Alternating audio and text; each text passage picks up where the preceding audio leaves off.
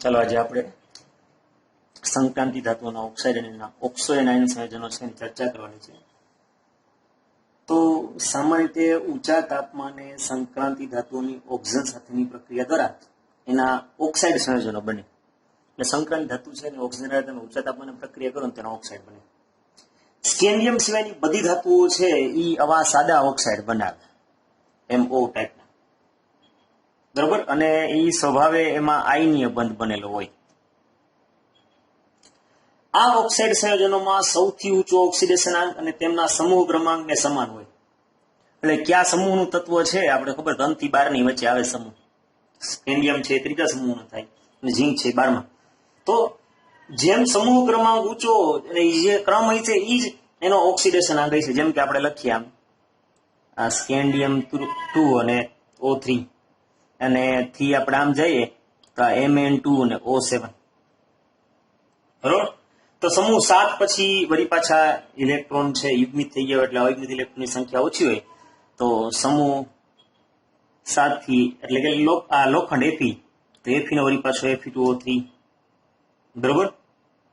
તો Fe2O3 થી Fe ના ઓક્સાઇડ સંયોજનો જાણીતા નથી, એટલે Fe+3 વાળા જાણીતા, એનાથી ઊંચા ઓક્સિડેશન વાળા જાણીતા નથી. ઓક્સાઇડ સંયોજનો ઉપરાંત કેટલાક ઓક્સો કેટાયન પણ બને છે. તો જા VO2+ કેટાયન લેધા ને, બરોબર, MtIO2+, તો આ પણ સ્થાયી એના કેટાયન છે. જેમ ધાતુનો ઓક્સિડેશન અંક વધે છે તેમ ઓક્સાઇડ સંયોજનનું આયનીય લક્ષણ ઘટે. તો ઓક્સિડેશન અંક વધારે એમાં આ આયનીય આપણે કીધું ને આયનીય બંધ બને, એમ આયનીય લક્ષણમાં શું થાય તો કે ઘટાડો થાય. જેમ કે આપણે વાત કરીએ કે Mn2O7 જે છે એમાં ઊંચો ઓક્સિડેશન અંક છે, Mn+7 છે. તો આ જે Mn છે એ કેવો છે તો કે એમાં બંધ આયનીય નથી, સહસંયોજક છે. અને આ છે એ લીલો તૈલી પદાર્થ છે. એની ભૌતિક પરિસ્થિતિ કહીએ તો લીલો તૈલી પદાર્થ છે. સમજાણું? જ્યારે આપણે વાત કરીએ તો ક્રોમિયમ ઓક્સાઇડ છે કે વેનેડિયમ પેન્ટોક્સાઇડ છે, બરોબર, એ નીચો ગલનબિંદુ ધરાવે છે.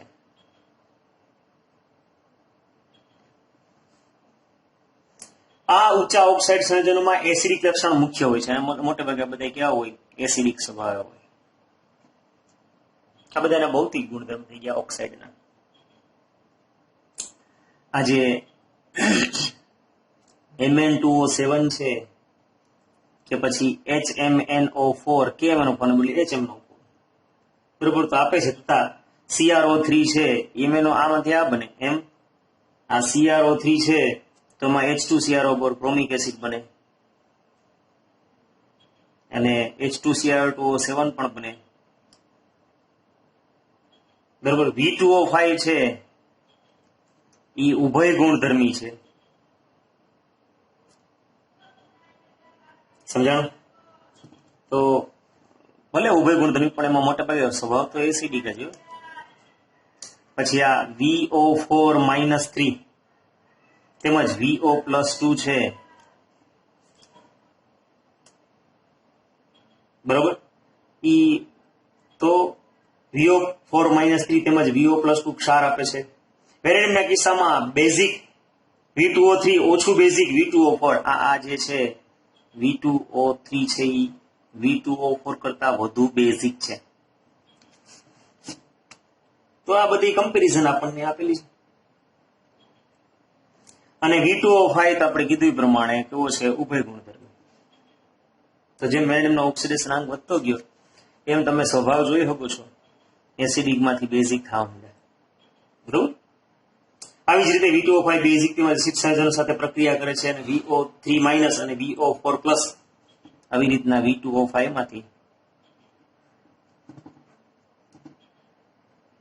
બે જ્યારે પ્રક્રિયા કરો તો VO4-3 અને એસિડ હારે પ્રક્રિયા કરો તો VO4+, બરોબર.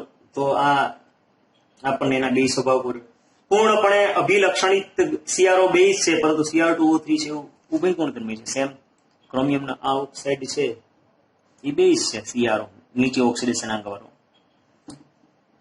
પણ Cr2O3 છે ઈ વળી પાછો ઉભય ગુણધર્મી છે. રેડી? તો આ આપણે એના જનરલ ચર્ચા કરી ધાતુઓના ઓક્સાઇડ અને ઓક્સો એનાયનની. હવે આપણે પર્ટિક્યુલર 2-4 જેમ કે પોટેશિયમ ડાયક્રોમેટ, કેમેનોફોર એવા 2-4 વિષય વ્યવસ્થિત ડિટેલમાં ભણવાનો છે. બરાબર? તો આ પાઠનો અઘરા પ્રશ્નો અને પૂછાય એવા એમસીક્યુમાં પ્રશ્નો એમાંથી ઘણા પૂછાય છે. તો આજે આપણે એક ભણશું, એ છે પોટેશિયમ ડાયક્રોમેટ. બરાબર? તો પોટેશિયમ ડાયક્રોમેટ છે એની બનાવટ, એના ભૌતિક ગુણધર્મ, એના રાસાયણિક ગુણધર્મ, એના ઉપયોગો આપણે વ્યવસ્થિત એક વિષય ભણવાનું છે. K2Cr2O7 potassium dichromate. બરાબર? આના વિશે આપણે ભણવાનું છે આજે. તો પોટેશિયમ ડાયક્રોમેટ ચર્મ ઉદ્યોગમાં વધુ અગત્યના રસાયણ તરીકે અને ઘણા એઝો સંયોજનની બનાવટ માટે ઓક્સિડેશન કરતા તરીકે વપરાય. આ એનો ઉપયોગ થયો. ક્યાં કામ લાગે છે? તો કે ચર્મ ઉદ્યોગ અને એઝો સંયોજનની બનાવટમાં ઓક્સિડેશન તરીકે વપરાય છે. બરોબર? તો આજે પોટેશિયમ ડાયક્રોમેટ છે એ સંયોજનો ને ક્રોમેટ માંથી બનાવવામાં આવે છે. બરોબર? તો જો કેવી રીતના બનાવવામાં આવે કે ભાઈ આ ક્રોમાઇટ અયસ્ક એટલે કે ખનિજ છે, ક્રોમાઇટ ખનિજ FeCr2O4. FeCr2O4 આ છે ઈ ક્રોમાઇટ અયસ્ક એટલે કે કાચી ધાતુ કે ખનિજ છે કયો ઈ છે. એને તમે વધુ પડતી હવાની હાજરીમાં સોડિયમ અથવા પોટેશિયમ કાર્બોનેટ સાથે તમે પિઘલન કરો, બરોબર, તો આપણને ક્રોમેટ મળે. આપણે એ પેલા સમીકરણ લખી નાખીએ. આની પોટેશિયમ કે સોડિયમ કાર્બોનેટ Na2CO3 અથવા A2CO3 અને વધુ પડતી હવાની હાજરી જે બોલ્યા એની યારે પ્રક્રિયા કરશું તો આપણને ક્રોમેટ મળશે. તો જ્યારે સોડિયમ ક્રોમેટ મળ્યું Na2Cr4, આનું નામ છે સોડિયમ ક્રોમેટ. રેડી?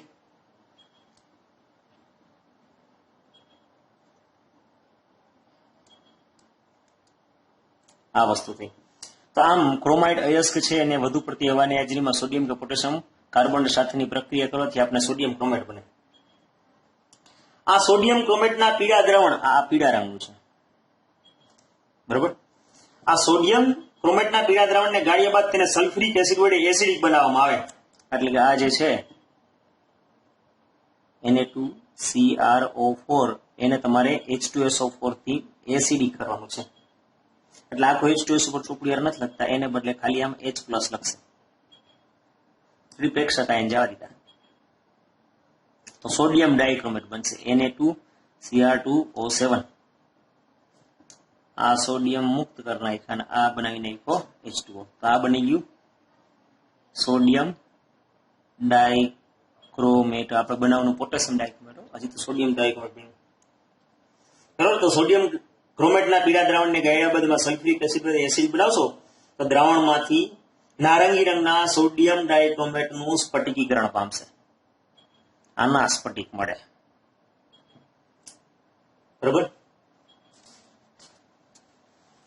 હવે આપણે તો પોટેશિયમ ડાયક્રોમેટ જોઈએ એટલે પોટેશિયમની એન્ટ્રી કરે અને સોડિયમને જવા દેવાનું. તો સોડિયમ ડાયક્રોમેટ છે ને પોટેશિયમ ડાયક્રોમેટ કરતા વધુ દ્રાવ્ય હોય છે. તેથી સોડિયમ ડાયક્રોમેટના દ્રાવણની પોટેશિયમ ક્લોરાઇડ સાથેની પ્રક્રિયા કરશો એટલે પોટેશિયમ ડાયક્રોમેટ બની જાય.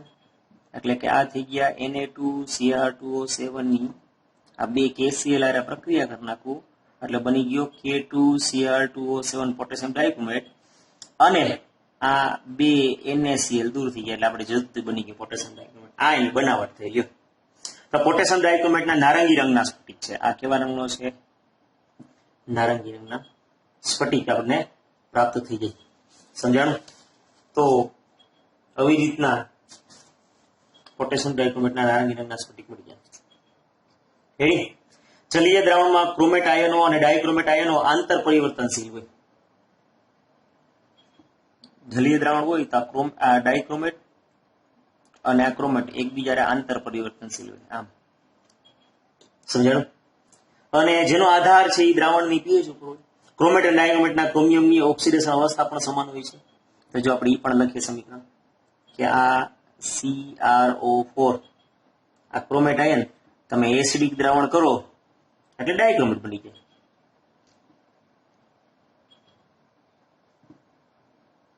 Cr2O7 -2 અને H2O. રેડી? તો ક્રોમેટ છે એનું એસિડિક દ્રાવણ કરો એટલે ડાયક્રોમેટ બને. અને વળી પાછા ડાયક્રોમેટ હોય Cr2O7 -2 એમાં બેઝ નાખી દો એટલે ક્રોમેટ બની જાય.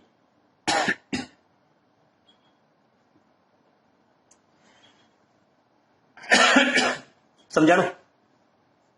તો એસિડિક માધ્યમમાં ડાયક્રોમેટ, બેઝિક માધ્યમમાં ક્રોમેટ. તો ક્રોમેટ આયન અને ડાયક્રોમેટ આયન ના બંધારણો આપણને આપેલા છે. તો ક્રોમેટ આયન છે એ એવી રીતના આ Cr ચતુષ્ફલકીય આકાર છે.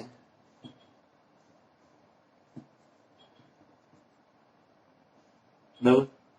આપણે જો કામ ન લખો ખાલી આમ ચોરસ બ્રેકેટ કરીને ચોપડી રહી -2 કરી નાખો તો આ કઈ બધા જરૂર નથી. અને ડાયક્રોમેટ આયનમાં કયો તો આવા બે હોય એમાંથી એક ઓપ્શન છે સેતુબંધ સ્વરૂપમાં બતાવવાનો રહીએ. આવી રીતના આ Cr, આ O, આ Cr અને 3 O છે એવી રીતના જે છે એ જ આ થઈ ગયું ડાયક્રોમેટ આયન. રેડી? તો ક્રોમેટ આયન સમચતુષ્ફલકીય હોય છે, જ્યારે ડાયક્રોમેટ આયનમાં બે સમચતુષ્ફલકો શીર્ષ એકબીજા સાથે શીર્ષ એટલે માથા સામે ભાગીદારીથી જોડાયેલા હોય છે. બરોબર? તો આમાં CrO બંધ કોણ છે? આ 126 હોય. ક્લિયર?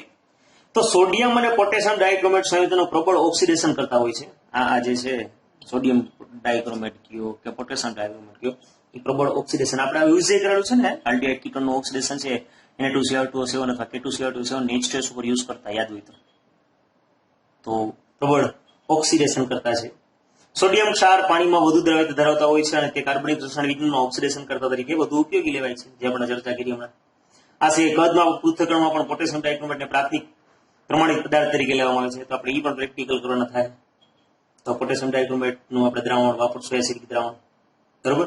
તો એસિડિક દ્રાવણમાં તેની ઓક્સિડેશન કરવાની ક્રિયા છે એ આપણને આપેલી છે. આ સમીકરણો બધા આવવાના છે પ્રેક્ટિકલમાં. Cr2O7 એસિડિક દ્રાવણ કરો. બરોબર? તો આ પોટેશિયમ ડાયક્રોમેટ છે એ ઓક્સિડેશન કરતા તરીકે યુઝ થયેલ છે. આમ એસિડમાં પોટેશિયમ ડાયક્રોમેટ આયોડાઇડનું આયોડિનમાં, સલ્ફાઇડનું સલ્ફરમાં અને ટીન2નું સ્ટેનસનું સ્ટેનિક એટલે કે Sn+4 માં અને Fe+2 નું Fe+3 માં ઓક્સિડેશન કરે છે. તો આ ઓક્સિડેશન કરતા તરીકેનું આપણને સમીકરણ આપ્યા છે કે આવી રીતના 6I- બરોબર? એમાંથી શું કરી નાખશે? આ I2 + 6 ઇલેક્ટ્રોન.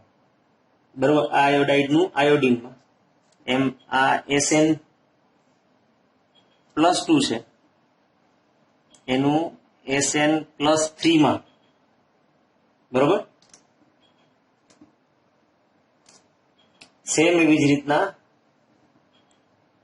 આ સલ્ફાઇડ છે એનું સલ્ફરમાં,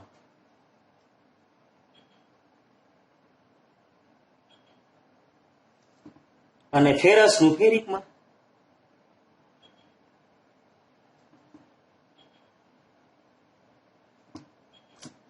આ બધામાં ઓક્સિડેશન કરતા તરીકે આપણે આ સમીકરણ એડ કરી શકીએ. આ બધું એટલે આ વસ્તુ આ લખો ને, આ લખો, પછી આ લખો ને, આ બાજુ આ લખો, એવી રીતના.